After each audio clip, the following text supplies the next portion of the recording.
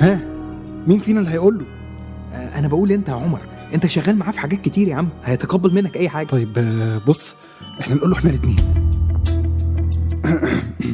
استاذ عمر الخولي، معلش ممكن تشيل الهيدفون معلش وتسمعنا؟ مش هنعطلك يعني. ما انت خلاص عطلتني.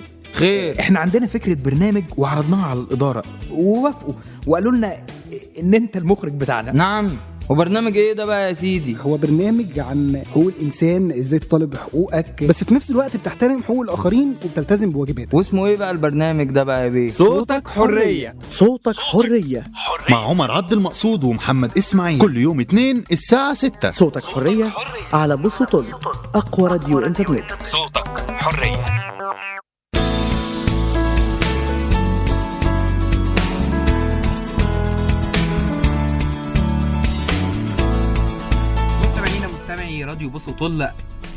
مستمعي راديو بوصوتل، اهلا بيكم في حلقه جديده من برنامجكم صوتك حريه على راديو بوصوتل، اقوى راديو انترنت. استكمالا لملف تقييد الابداع اللي احنا اتكلمنا فيه في الحلقتين اللي فاتوا، فبنتكلم النهارده عن موضوع تاني مهم. لو عندي فكره كتاب او روايه ونفسي ان انا انشرها، اعمل ايه؟ وازاي اعرف ان العمل اللي انا كتبته وتعبت فيه وقعدت شهور عقبال ما اطلعه على الورق ان عملي ده بيستحق النشر ولا لا؟ وازاي اضمن بعد من ان انا انشر كتابي ان كتابي ده ينتشر في السوق، لا وكمان انه يلاقي نجاح كبير قوي من الناس اللي قريته؟ النهارده هيكون معانا استاذ مصطفى الفرماوي، مدير تزويد المكتبات بدار الشروق. اهلا بحضرتك. اهلا بيك. وهينورنا كمان استاذ احمد السعيد، طبعا مدير دار النشر العربي. اهلا بحضرتك. اهلا بحضرتك. هنتكلم بالتفاصيل اكتر عن موضوع النشر، ازاي انشر وازاي اعرف ان اقدر ان انا اقيم العمل بتاعي، ولكن بعد الفاصل. 26 90 66 81 ده رقم تليفون، وفيسبوك.com/بوصوتل راديو.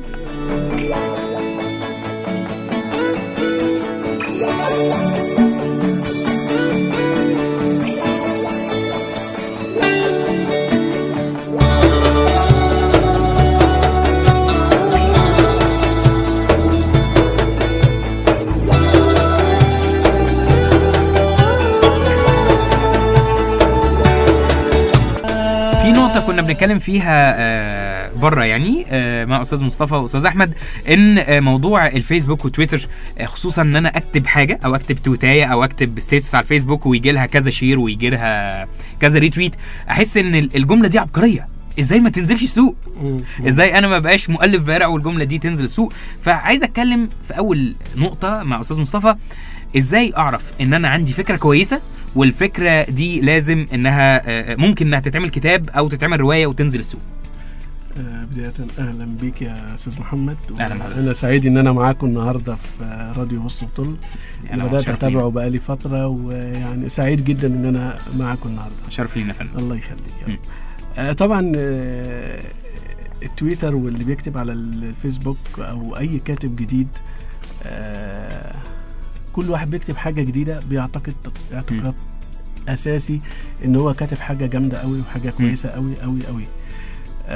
ولكن يعني لو واحد عايز يكتب حاجه وينشرها وتكون موجوده والناس تعرفها، فاول حاجه بعد ما بيكتب لازم يعني يراجعها كويس قوي، واكيد يعرضها على اهل الثقه اللي بيقدروا يفهموا في حاجه زي كده كويس قوي. يعني انا راجل كاتب روايه، انا كتبتها، انا معتقد او بعتقد انها مكتوبه حلوه، والربط الاشخاص في الروايه معمول كويس قوي وحاجات كتير قوي. ولكن انا ما ينفعش ان انا ادي رايي لنفسي ان انا عامل حاجه يعني 100%. لا، لازم يبقى في اهل الراي اللي يقدروا يقيموا هذا العمل. تمام. زي مين؟ يعني مين اهل الثقه؟ لو انا اكتب حاجه اعرضها على مين؟ والله يعني ما هو يعرضها على كاتب وله باع في الموضوع. يعني انا كاتب شاب لسه، اعرضها على كاتب، وده بيحصل من الشباب الجداد، انه مثلا بيكون عنده روايه بيعرضها مثلا الدكتور بهاء طاهر، استاذ علاء الاسواني، دكتور علاء الاسواني مثلا. يعني فبيحاول اي حد من الناس المقربين ليه في هذا الشأن بيعرضها عليه وبيشوفها يعني، وبيقدر انه بيديله تقييم ليها. ولو هو يعني خد الطريق الغير صحيح في الروايه نفسها بيقدر يقيمه، وده بيحصل كتير قوي يعني. ويعرضها، او اهل الثقه، ان حد عنده، مش شرط ان يكون، لو ما قدرش يوصل للشخصيات دي اكيد بيكون لي صديق، لي اخ، لي ايا كان بيقرا، ولو في واحد معتاد على القراءه وبيقرا كويس قوي بيستطيع ان هو يقيم عمل. يعني انا ممكن ما اكونش واحد معروف او كده، ولكن مجرد ان ممكن بيجيلي روايه بقراها بقدر اقيم الروايه دي. وبالعكس انا بالنسبه لي ممكن اقيمها انها تبيع قد ايه كمان، وتبيع كويس وما تبيعش كويس، معموله كويس ولا لا. المهم ان هو يبقى الروايه بتاعته قبل ما يقدمها لاي دار نشر او لاي ناشر يبقى على الاقل يعني عنده ثقه انها لا تقل عن 70-80% انها مكتوبه كويس. ولو في تصويب، او في تصويب لغوي او تصويب ادبي، دار النشر بتقوم بعمل المصحح اللغوي بالظبط، بعمل التصحيح اللازم بحيث ان الروايه ترى النور. واكيد اللي انا يعني اعرفه ان ما فيش اي دار نشر هيجي لها عمل جيد ومكتوب كويس وهترفضه خالص. يعني انا بقول لحضرتك، وهناك شباب كتير وفي دور نشر كتير والعمل بتاعهم جيد، يمكن اول عمل ليهم كان كويس قوي وبدأ بعد كده اعمالهم تتوالى. مفيش دار نشر، مش من مصلحة اي دار نشر ان يقدم لها عمل وترفضه، طالما ما دام هذا العمل عمل جيد وعمل مكتوب بحرفية. مش هنقول بقى حرفية كبيرة، ولكن حرفية ان انا اقرأها ما تهشي. بمعنى لو احنا مثلا قلنا يعني رواية معينة، انا مش عايز يعني بس وليكن يمكن من الحاجات اللي بتميز مثلا دكتور علاء الاسواني وبحب رواياته، انه بيمسك الشخصيه، من تحس ان لو في شخصيه في العمل من البدايه انت ما بتتوهش منه. ترابط الشخصيه بتحس ان انت الشخصيه اخر العمل انت فاكر سين، يعني فاكر تاريخها بالكامل وتاريخ جميع الشخصيات، وحتى التداخل ما بيعملش نوع من انواع التوهان عند القارئ. بالظبط، انما في عمل يتكتب تبص تلاقي جايب شخصيه في بدايه الروايه، تيجي في وصلت المنتصف الروايه تبدا الله، هو مين فلان، الشخصيه دي كانت مين؟ وده كان بيبقى مشكله، وده الربط بالظبط. طيب انا من عند جمله مش من مصلحه اي دار نشر انها ترفض كتاب جيد او ترفض انها عمل جيد. في سؤال عايز اتوجه لاستاذ احمد السعيد بيه، بس ان شاء الله اجابته بعد الفاصل. ازاي اعرف ان العمل اللي انا متقدم بيه لدار النشر ده جيد، او بمعنى اخر ايه معايير العمل الجيد؟ ولكن هنعرف اجابه السؤال ده بعد الفاصل. 26 90 66 81 ده رقم تليفون، كلمونا.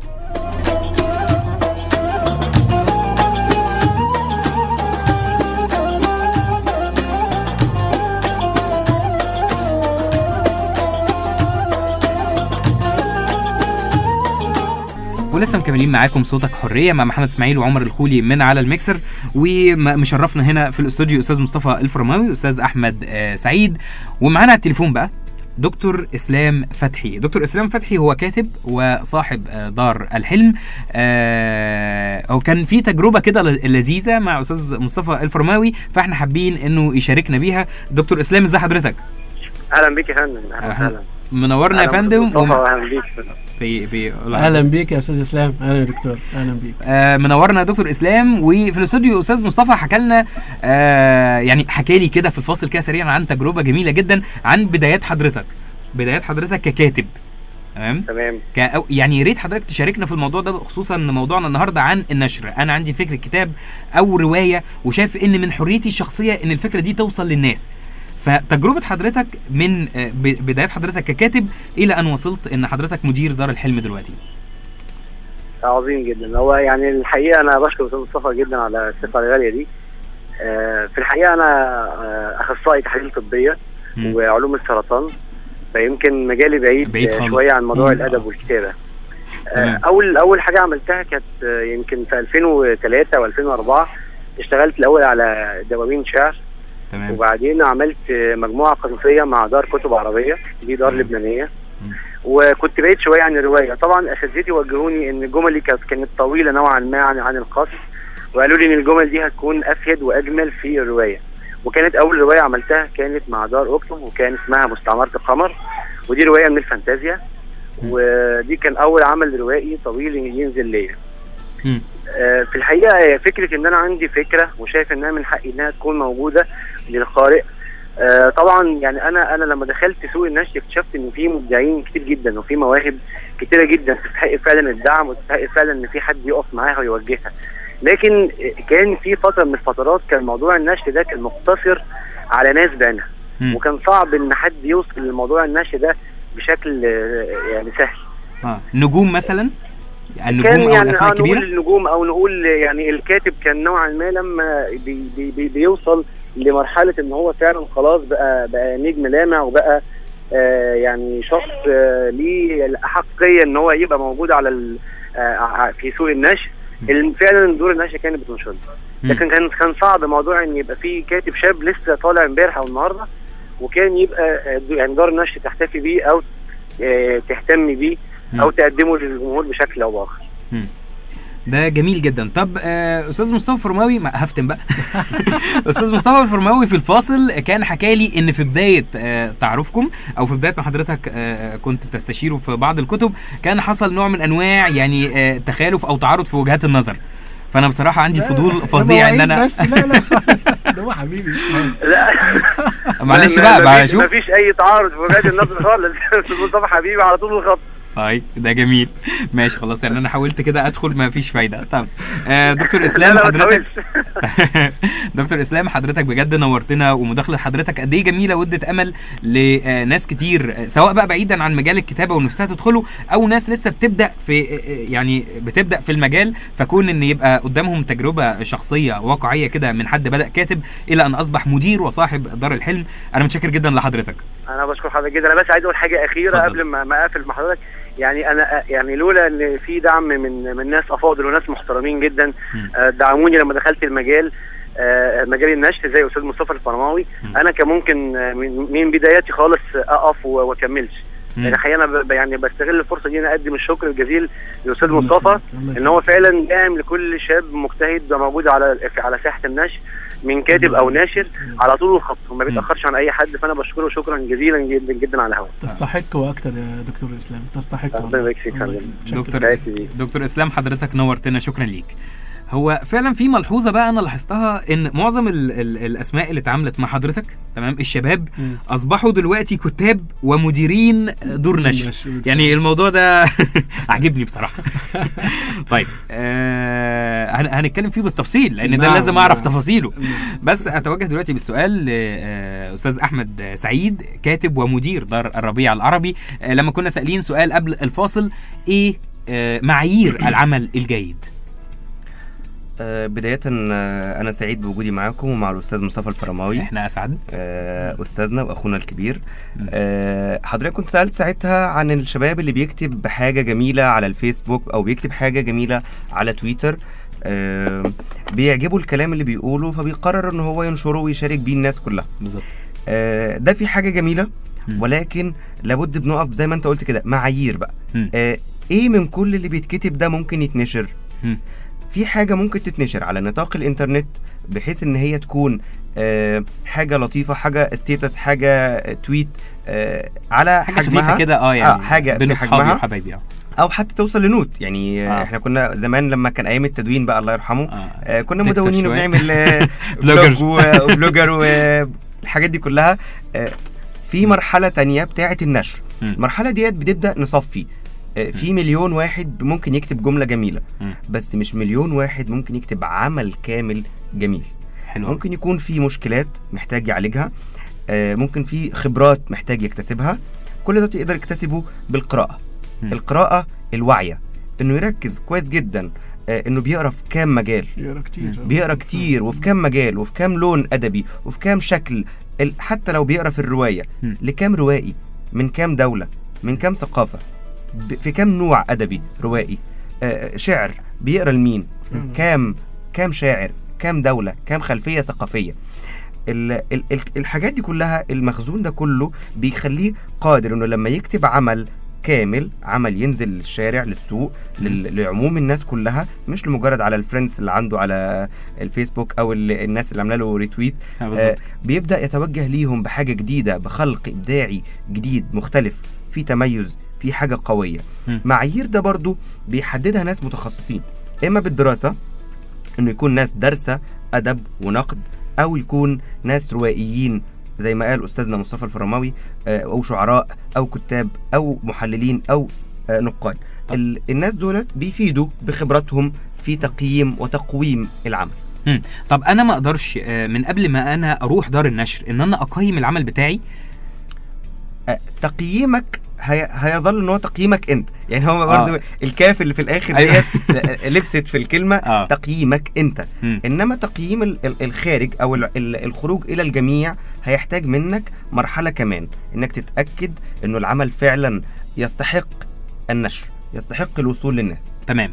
طيب في نقطة تانية برضو عايز أكلم حضرتك فيها، وأكلم برضو أستاذ مصطفى الفرماوي، إن موضوع إن ممكن أفكر في لحظة من اللحظات مع القراية الكتير ومع القراية الواعية الكتير، نقول طب ما كل الأفكار اتعملت، أنا هقدم إيه جديد؟ ودي مرحلة إحباط بيمر بيها أي كاتب جديد لسه بيبدأ، مرحلة إحباط طبيعية يعني. فإزاي إن أنا أتخطاها؟ إزاي إن أنا أقول لا ممكن الفكرة دي أعدل عليها، أقدمها بشكل تاني، هكذا؟ إزاي ممكن أعمل كده؟ وهو هنا الإبداع.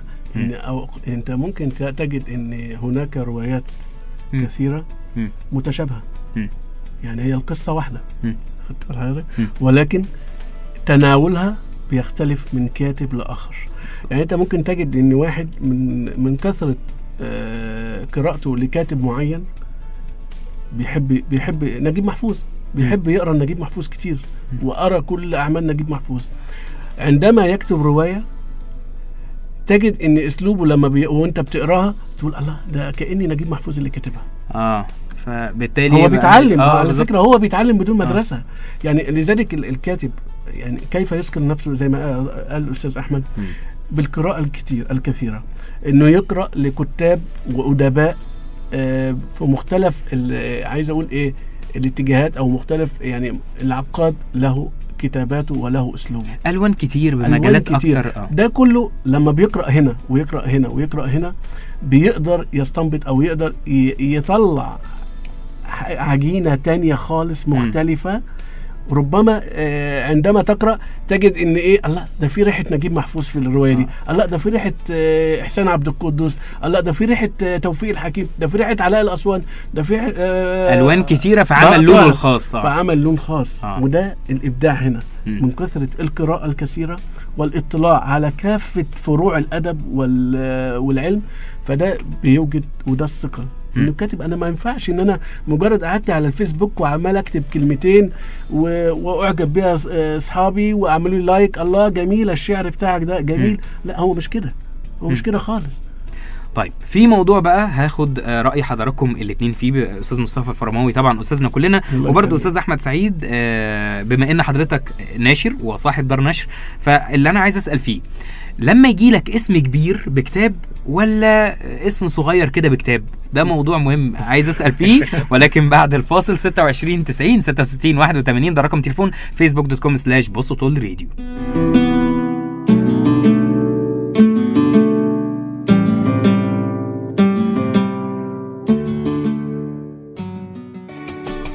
ولسه مكملين صوتك حرية على أقوى راديو انترنت، راديو بص وطل، مع أستاذ مصطفى الفرماوي وأستاذ أحمد سعيد، ومكملين موضوع النشر، إزاي أنشر وإزاي أتأكد إن العمل بتاعي يستحق النشر. ولكن معانا مداخلة من دكتور عيد إبراهيم، المدير العام لمؤسسة إبداع للنشر والتوزيع. أهلا بحضرتك يا دكتور.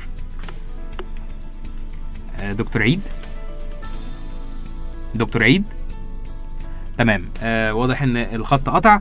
نكمل بقى الموضوع. السؤال اللي احنا كنا سألناه قبل الفاصل، ان لو انا عندي زي ما نقول كده، لو انا جالي حضرتك كناشر وجالك عملين، عمل لنجم كبير قوي تمام، وجاب معاه كتاب، وكتاب تاني جاي مع واحد مش معروف، واحد لسه اول مره ينشر وشاب من الشباب الجديده، فانا ازاي يعني هقبل ده ولا هقبل ده، وعلى اي اساس هقبل ده وهقبل ده؟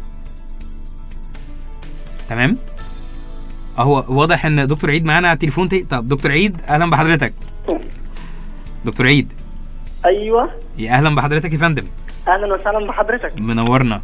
ربنا يخليك يا رب، ربنا يبارك لك. وبسلم على الاستاذ مصطفى الفرماوي. اهلا بيك يا دكتور. اهلا بيك. ازي حضرتك يا استاذ مصطفى؟ الله يخليك يا دكتور. في اول الامر طبعا انا سعيد جدا ان انا بكلم حضرتك، اعتقد ده اول دايركت كونتاكت بيننا وبين بعض، على الرغم ان احنا مثلا اتعاملنا من فتره يعني. اهلا بحضرتك. اهلا وسهلا بحضرتك يا مصطفى. طبعا اول تعاملنا كان كتاب لا والرصاص الصديقه انا المترجم للكتاب.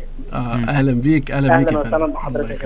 دكتور عيد، احنا بنتكلم النهارده عن النشر. ازاي لو انا عندي فكره وشايف ان من حقي ان انا انشرها، ازاي انشرها لاول مره وانا اول مره ما نشرتش، وازاي اعرف اذا كان عملي ده يستحق النشر ولا ازاي؟ ده الموضوع اللي احنا مستضيفين فيه استاذ مصطفى الفرماوي واستاذ احمد سعيد عشان نتكلم فيه. فرأي حضرتك في المواضيع دي كلها ايه؟ والله انا من قبل ما ابقى مدير عام لمؤسسه نشر فانا كنت في الاصل مترجم. فكان بيواجهنا مشكله كبيره جدا، وهي ان ازاي تجد جمهور لكتابك قبل ما كتابك يطلع. وثانيا موضوع تقييم العمل. موضوع تقييم العمل ده من اصعب الامور من وجهه نظري الشخصيه. ليه؟ لان انا وانا بكتب انا بنعزل عن العالم كله، وببقى معتقد ان انا الكاتب الوحيد او الكاتب الاوحد في العالم. نفس الحكايه وانا بترجم، يعني بعتقد ان انا افضل مترجم في العالم. لكن شغلي انا بشتغل في جامعه الازهر في النقد الادبي، ده تخصصي نقد انجليزي. فاحنا لما بنيجي نتكلم احنا بننفصل انفصال تام عن العمل الادبي وبنبص له كقارئ. اتعلمت بالاخص في معرض الكتاب اللي فات لما حضرت لقاء كده مع الاستاذ مصطفى الفرماوي، ان الاستاذ مصطفى الفرماوي بيعلم الشباب الصغير ان هو قبل ما يبص على الكتاب ويقول انا كتبت، انت بتكتب لمين وبتكتب ازاي وطبيعه كتابتك ايه، المدرسه اللي انت بتنتمي لها ايه. قد يكون الامر دراسه، يعني انا مثلا حظي في الدراسه ان انا بكتب بناء على دراسه او بعمل نقد ادبي بناء على دراسه معينه للنظريات الادبيه سواء التفكيكيه او البنائيه او وقد يكون عند يعني مجرد ان انا بعمل موهبه. احنا مثلا عندنا في الابداع الموضوعين الاثنين بيمشي. يعني عندنا كتاب بيبقى تركيزهم هم درسوا كويس وقروا كويس وقبل ما يطلعوا الفكره فبيبقى عندهم ثقه او كتبهم بتقول حاجه. قاسوا المعايير اللي هو معايير العمل الجيد او تقييم العمل الجيد. مش هقدر اقول قاسوا معايير العمل الجيد بس كده ببقى بخسفهم حقهم، لا هم اجتهدوا في الوصول لهذه المعايير. بيبقى كل الحكايه ان هم محتاجين حاجات بسيطه، رتوش خفيفه جدا تضاف على عملهم او يتوجه لهم النصيحه ليها. وفي بعض الناس تانية بتكتب بالموهبه كويس جدا، لمجرد انت مجرد تقول له والله عملك هذا الامر محتاج 1 2 3 4. احنا بنعمل مثلا ده طبعا بعد اللي بنتعلمه من الاستاذ مصطفى. انا لسه جديد في مجال النشر، يعني مش بقالي سنتين قبل ما اعمل المؤسسه بتاعتي. فالفكره كلها احنا اتعلمنا ان الاستاذ مصطفى لما بيجي يبص على كتاب، وده الميزه اللي هو بيتميز بيها عن اي حد تاني صاحب مدير تسويق في مكتبات كبيره. مشكلتهم كلها ان هم دايما مشغولين، فدايما علشان تقابلهم بتبقى صعبه قوي، بالاضافه لمشغوليتك انت كمان كراجل بتدرس في الجامعه، كراجل مترجم، كراجل صاحب شغل، هتبقى عمليه اللقاء صعبه بالظبط، هتبقى صعبه. الا الاستاذ مصطفى بصراحه، وده انا طبعا ما قابلتوش خالص ولا مره، بس انا عارف الناس عندنا مدير النشر عندنا السمعه طبعا سابقاه يعني السمعه بتنتشر طبعا ما شاء الله يعني جدا يعني. ومش هو من اجمل الحاجات ان انت مفيش بيروقراطيه قوي في التعامل معاه. يعني ايه بيروقراطيه؟ يعني انت مش بتروح وبتنتظر واستنى ميعاد والكلام ده، لا بالعكس، من الناس اللي بابهم مفتوح للكل طبعا، ومن الناس اللي داعمه ليه انا بوجه خاص يعني مش يعني انا طبعا عارف ان هو داعم لكل الناس، والا ما كانش يبقى داعم لينا احنا. اوكي دكتور عيد، دكتور عيد ابراهيم، بجد احنا سعداء جدا بمشاركه حضرتك ومداخله حضرتك لينا، واحنا هنتكلم بالتفصيل في خطط تزويد المكتبات. استاذ مصطفى الفرماوي هيتكلم فيها بالتفصيل ان شاء الله. فقد ايه احنا كنا سعداء بمداخله ومشاركه تجربه حضرتك معانا على الهواء مباشره. ماشي يا دكتور. احنا نرجع، كويس ان احنا كان سؤال كده سريع، فكويس ان احنا رجعنا لموضوع التقييم. فانا اقعد اسمع تقييمات الناس اللي حواليا لحد امتى؟ تمام، يعني ما ممكن ان انا ناس تقعد تحبطني فاكبت وما كملش كتابي، ده ينفع؟ لا، ما انا في البدايه بقول لك اهل الثقه. فين اهل الثقه؟ يعني الناس اللي انا بثق فيهم. ما ينفعش ان انا اروح لحد انا مش واثق فيه وفي انه بلاش يبقى زي ما قلت لك، بلاش يكون دكتور في الادب. انا ما قلتش يروح بلاش يروح لكاتب كبير، حد انا برتاح له، مش هيوصل. واحد على الاقل ليا صديقي بيقرا كتير، لما اقول له اقرا الروايه بتاعتي، هنا اهل الثقه. طيب، وده مهم قوي يعني. ماشي، انا بقى نرجع تاني لسؤالنا اللي مش عارف ليه كل شويه بتحصل حاجه تخلينا نبعد عنه. مش هنقول اسماء، تمام، ولكن علشان خبره حضرتك، فحضرتك اكيد عارف انا قصدي على ايه بالظبط. بس انا قصدي لما يجي نجم ومعاه كتاب، ولا لما يجي شاب عادي ومعاه كتاب، ازاي يعني ايه المعايير بتاعه الناشر اطبع لده ازاي وبطبع لده ازاي، والاولويه لمين؟ تمام، والاولويه لمين؟ ناخد بقى الاولويه لمين؟ بالظبط، كل حاجه. ما في كلام بيتقال. لا هو ما يكون مثلا عندي كاتب كبير ومعروف وليه ارضيه كبيره، تمام، وليه ارضيه كبيره في السوق، ومثلا وجمهور وليه جمهور كبير، والجمهور بتاعه بينتظر كتابه من وقت الآخر، يعني امتى الكاتب ده هينزل الرواية بتاعته، امتى وينتظر ومتلهف انه يقرأ له كل ما هو جديد. فانا اعتقد ان الناس كلها يعني ده هيبقى يعني طبعا نوع من طبعا تمام اكيد يعني طبعا. ما هو انا بقول لك جمهور له جمهور. انا اولا اي دار نشر لازم الموضوع بيكون في جانب اقتصادي عشان استمر. بالظبط. فانا ما يكون عندي ده هيبيع بالاسم بالظبط، هيبيع. وبجانب ده ما هو يعني هو ده اللي هيخلينا نستمر. الاسم الكبير والعمل الكبير او العمل الجيد لما هيبيع وهيعمل مبيعات عاليه يبقى انا اقتصاديا هعلى. ما دمت اقتصاديا بدات اكسب يبقى اذا هقدر استقبل الكاتب الشاب بشرط ان يكون عمله عمل جيد. ودي اظن معادله يعني ما فيهاش اي حد وما حدش يختلف عليها مع اي دار نشر تقوم بكده. طيب ده كان راي استاذنا استاذ مصطفى فرماوي. استاذ احمد سعيد، ايه راي حضرتك في الموضوع ده؟ هو الاستاذ مصطفى فرماوي، وحضرتك اكيد عارف الكلام اللي بيتقال، تمام؟ الكتاب ده طبع علشان فلان فلاني، لكن انا كتابي كان افضل. ده كلام كله بيتقال. هقول لك الاستاذ مصطفى الفرماوي هو يعني ايه اجمل اللي هوصل له بالكلام، انه فعلا بص انا يعني ممكن اعمل الكتاب لو الكتاب جيد للاسم الكبير، لو الكتاب جيد ويناسب توجه دار النشر، اذا كانت دار النشر لها توجه، تمام، وده المفروض. فهطبعه طبعا، وبالفلوس دي الكتيره ديت كلها هعمل بقى للشباب. نفسي. ما هو يعني ده الدعم للشباب. انا عايز اقول حاجه، انه مش معنى ان هو يعني اسم مشهور انه هيطلع عمل غير جيد ان انا اطبعه له، يعني خدت بالك؟ حلو النقطه دي، بس احنا كنا عايزين نطمن. ولو غير جيد يبقى الاديتور يشتغل كويس يعني. يعني هو كده هيتبع له. ايوه طبعا. احنا مش هنمشيه زعلان. لا خالص، يعني احنا اللي هنزعل. طيب تمام. لا هو دائما وابدا يعني دور النشر بتدور فعلا على انها تستمر. يمكن حتى في خلال الفتره اللي احنا فيها دي بالذات. تمام. في الفترة دي فمحتاج ان انا استمر، وان انا يكون عندي اعمال جيدة تكون موجودة لدار النشر وتعمل اسم دار النشر. ودار النشر الكبيرة دائما وابدا بيكون عندها الاعمال الكاتب الجيد. يعني ناس تقول مثلا دار مش عايز اسمي، ماشي، ولكن هو صح. يعني انا دار كبيرة وليا يعني حجم في السوق معين، في السوق حجم كبير، فعايز اظهر بمظهر معين. بالظبط. بجانب ان انا برضو في نفس الوقت عندي مساحه من دعم الكتاب الشباب، وزي ما قلت لحضرتك فعايز المساحه دي ما تنقص. بالعكس، انا كل ما هدعم كاتب كبير وكده هتزداد المساحه، الفلوس اللي هصير بيها الشباب. طبعا هتزداد مساحه دعم الشباب. طب يا رب تطبعوا للناس الكبار على طول، يعني احنا نتمنى ده. اقصد هنا بقى من خلال كلام استاذنا انه شغل دار النشر في وجهه نظري انه دار النشر ستار ميكر، تمام، صانع نجوم. بيطلع شاب او كاتب او كاتبه بيبدا يشتغل عليه ككاتب، ازاي يصنع نجم في الكتابه في السوق. دي وظيفته، دي وظيفه دار النشر. انا ارى ذلك، يعني ربما يختلف معي احد، ولكن وجهه نظري انه دار النشر لابد انه الناشر يكون بالثقافه والوعي الكافيين ان هو يخلوه ستار ميكر، يصنع النجم، يلمعه في شويه تراب يشيلهم، في حاجات ناقصه يكملها له. ده احنا بنحاول نعمله الحمد لله في دار الربيع العربي بدون دعايه. ولكن المرحله الثانيه كمان تسويقه وتلميعه. طيب النجم بقى اللي هو بالفعل نجم، ايه دوره بالنسبه لي؟ دوره حاجتين.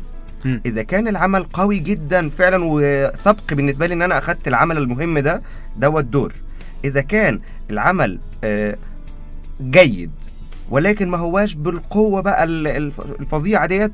ربما يكون دوره اقتصادي لا اكثر ولا اقل، وزي ما قلت لك الاديتور بيحل مشكلات بيظبط كتير حاجات يعني. كتيره اهو موجود. طيب اخر سؤال في حلقتنا او اخر جزء في حلقتنا، لانه اعتقد ان احنا هنتكلم فيه شويه حلوين، ان ازاي اضمن انتشار كتابي بعد ما ينزل السوق. طبعا خبره استاذ مصطفى الفرماوي على انه مدير خطط التزويد، خطط تزويد المكتبات، فيعني ده اللي احنا عايزين نستفيده من حضرتك. ازاي اضمن ان كتابي يروح مكتبات كتير وينتشر في المكتبات دي؟ والله انا بالنسبه لي طبعا بيقدم لي العمل من دور النشر. بقوم بالتقييم ما هو يعني انا بعتقد ان الكتاب هي منظومه متكامله. كتاب مكتوب كويس، دار نشر كويسه لا غبار عليها، لان احنا بنشوف برضو يعني بتمر عليها حاجات كتير قوي لا داعي لذكرها. اسم كاتب حتى شاب معروف او غير معروف، كتاب مطبوع بشكل كويس. دي كل الحاجات دي اللي حضرتك بتبص عليها قبل ما تقول الكتاب ده ينزل عندي او ما ينزلش. وفي نفس الوقت لازم يكون العمل يناسب مكتباتنا او مكتبات اللي انا مسؤول عنها. ما ينفع يعني في اعمال كتير جيده جدا بس هي ما تناسبش مكتباتي او التوجه او الاتجاه بتاعي، او حتى على الاقل عايز اقول اللوكيشن او المكان بتاع كل فرع من الفروع. يعني ممكن تلاقي كل فرع من الفروع عندنا في بعض الحاجات موجوده هنا ومش موجوده هنا. ليه؟ لان انا بحترم الجمهور جدا اللي بيخش الفروع عندي. يعني وسط البلد بيكون لها جمهور معين، المكتبات الاخرى في المولات لها جمهور معين، فبالتالي بختار الكتب اللي تناسب كل مكان. يعني خدت بالك؟ ودي دايما بكون دايما حاططها قدام عيني ان السوق بيحتاج ايه، وانا محتاج الكتاب ده بيتوجه لمين ومين هيشتريه، خدت بالك؟ وحجم السوق المتوقع للكتاب ده ان ابيع منه قد ايه، خدت بالك؟ يعني الحاجات دي كلها انا بحطها في دايما قدامي قبل حتى ما اطلب الكتاب من دار نشر. هل الكميه اللي انا بطلبها دي تكفي فرع او فرعين؟ أو ممكن كتاب لما بقى بشوفه الكاتب لما بيكون حتى لو مش دار يعني دار نشر اخرى مختلفه غير تمام غير شروق ممكن كتاب بحس ان كاتب كبير وكاتب ومعمول كتاب زي ما بيقولوا كتاب الساعه، فلازم ده الجمهور عندي محتاجه بالظبط. وحاسس وبقى عارف ان ده مجرد ما هينزل الفروع عندي الجمهور هيشتريه وهيشتريه بكثره، يعني مش هيشتريه يعني بحاول دايما احط معدل ان ممكن ابيع منه قد ايه. يعني كل مكتبه بعد ما بيكون مثلا خلال يومين 3 بعرف انا كل فرع بيبيع منه قد ايه، وبناء عليه ببني سياستي في تزويده كمان مره اخرى. انما طبعات اخرى وانه يفضل اللي عندي ده يكفيني ايه 3 ايام، يكفيني 4 ايام، يكفيني اسبوع، يبقى لازم اعمل حسابي ان انا اطلب الكميه الزياده. فيعني يعني هو موضوع جميل يعني هو يعني وكونك ان انت تختار وتعمل سيلكت للكتب من بين مجموعات كتب كبيره او كميات كبيره، دي في حد ذاتها انا بحس بمتعه كبيره، حاجه لذيذه. طب استاذ احمد كان عنده اضافه كده سريعا. هو اخلي عين الكاتب، ايوه عين الكاتب على حاجه مهمه جدا. لو هو بيسال ازاي اضمن ان كتابي موجود في كل مكان، اتاكد انه كتابك المفروض يكون موجود في كل مكان. المفروض اصلا يكون موجود. هو ينزل يلف يعني لا على لا اتاكد انه الكتاب يستحق انه يكون موجود في المكان اثناء كتابته او اتعمل كمان بعد خلاص اتكتب وتراجع وبقى شكله عظيم جدا كنص. لكن اتعمل له اخراج جيد، اتعمل له غلاف جيد، اتعمل له تسويق جيد، اتعمل له شو اعلامي جيد يعرف الناس انه في كتاب مهم بينقل هذا المضمون اللي ربما يهمك كقارئ انك تشتريه، انه موجود في اماكن فين، انه موجود اصلا في الاماكن كلها، انه يناسب هذه الاماكن ولا لا. زي ما استاذنا اتفضل وقال انه في فرع يبقى محتاج كتاب كذا وبكميات عاليه، فرع تاني محتاج نفس الكتاب بكميات اقل، فرع تالت ما ينفعش يكون فيه على حسب الجمهور. بس هو برضو اضمن انه موجود على الاكثر في لابد انه هو يتاكد الاول انه الكتاب انا ابقى حاطط في دماغي ككاتب الكتاب دوت المفروض انا متوجه بيه لمين، رايح فين، ازاي، معمول ازاي. اهم حاجه معمول ازاي. والله هو في مواضيع يعني حتى اجابه الاسئله بايتمز كتيره ممكن ان احنا نتفرع منها الاسئله تانية، ولكن للاسف وقت حلقتنا خلص خلاص. وان كان في تدبيسه كده على الهوا تمام اللي احنا دبسناها قبل الفاصل ان شاء الله استاذ مصطفى الفرماوي وعدنا تمام كوعد راديو بص وطل، سواء من برنامج صوتك حريه او من اي حته ثانيه، بس هم برضه في راديو بص وطل، انه هتقدم بنوع من انواع دورات تدريبيه للناس اللي عايزه تكتب، ازاي تكتب وازاي انها تنشر وازاي انها تجري وراء كتابها بحيث توزعه. تمام بس كده احنا خدنا تمام. نورتونا جدا استاذ مصطفى الفرماوي، نورتنا جدا. وهو للاسف عشان وقت حلقتنا خلص، فانا عارف ان كانت في مداخلات كتيره وفي ناس كتيره كنا عايزين نكلمها، ولكن فعلا للاسف وقت حلقتنا خلص. بالنسبه لموضوع شريف الشعر اللي كان معانا، استاذ مصطفى وعده انه كتابه ان شاء الله او ديوانه هيتنشر ان شاء الله، فهو في دارين او 2 من الدور حاليا استاذ مصطفى كلمهم، واحنا مستنيين دلوقتي التجميع ما بين شريف واستاذ مصطفى، وان شاء الله هنتابعكم في برنامج صوتك حريه ايه اللي حصل بالظبط. استاذ احمد السعيد مدير وكاتب كاتب ومدير وصاحب دار الربيع العربي، نورتنا يا فندم. اهلا بيك وسعيد بوجودي معاكم مع الاستاذ مصطفى الفرماوي. استاذ مصطفى الفرماوي مدير تزويد مكتبات اللي تابعه لدار الشروق، نورتنا يا فندم. الله يخليك. شفت القعده برضو والله انا سعدت جدا معاكم، ويعني وبدعمكم على طول شكرا.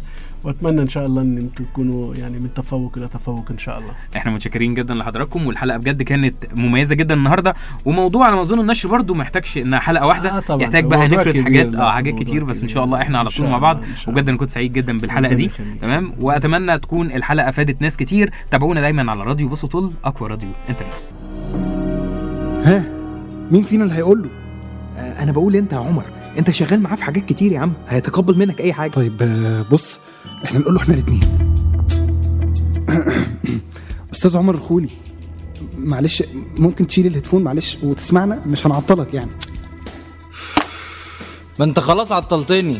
خير، احنا عندنا فكره برنامج وعرضناها على الاداره ووافقوا وقالوا لنا ان انت المخرج بتاعنا. نعم، وبرنامج ايه ده بقى يا سيدي؟ هو برنامج عن حقوق الانسان، ازاي تطالب حقوقك بس في نفس الوقت بتحترم حقوق الاخرين وبتلتزم بواجباتك. واسمه ايه بقى البرنامج ده بقى يا بيه؟ صوتك حريه. صوتك حريه مع عمر عبد المقصود ومحمد اسماعيل، كل يوم 2 الساعه 6. صوتك حريه على بص وطل، اقوى راديو انترنت. صوتك حريه.